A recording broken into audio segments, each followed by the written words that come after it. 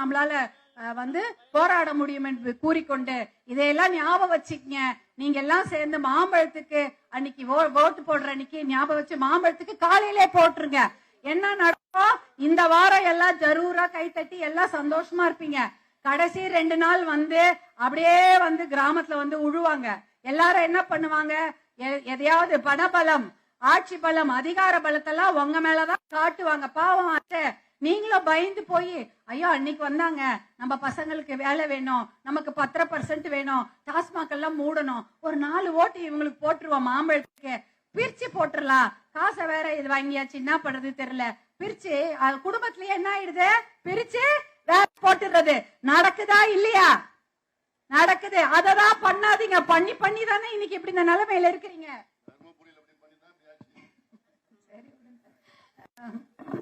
அதனால குடும்பத்து ஓட்டு பிரிக்காதீங்க. உங்க குடும்பத்துல மொத்தமா மாம்பழத்துக்கு போட்டீங்கன்னா தான் ஜெயிக்கும்.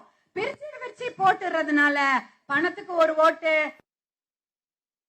அண்ணனுக்கு ஒரு ஓட்டு, ஐயாக்கு ஒரு ஓட்டுன்னு பிரிச்சு ஓட்டு போட்டு ஜெயிக்க. அது நம்ம குடும்பம் நீங்க செய்யற, உங்க பிள்ளைகளுக்கு நீங்க செய்யற ஒரு மிகப்பெரிய துரோகம். அதான் ஞாபகம் வச்சுங்க. உங்க பிள்ளைகளுக்கு வேலை வேணும், உங்க பிள்ளைங்க குடிக்காம இருக்கணும், நல்ல படிப்பு வேணும் எல்லாம் அப்படின்னு நினைச்சீங்கன்னா மாம்பழத்துக்கு ஓட்டு போடுங்க. அந்த ஓட்டை பிரித்து போடுவதே வேண்டவே வேண்டாம். முழுக்க போடுங்க. ஏன் பயப்படுறீங்க? எதுக்கு பயப்படுறீங்க? அது வாங்கிட்டோம் இது வாங்கிட்டோம்னு சொல்லிட்டு எல்லாமே அதெல்லாம் அந்த பயமே வேணாம் உங்களுக்கு.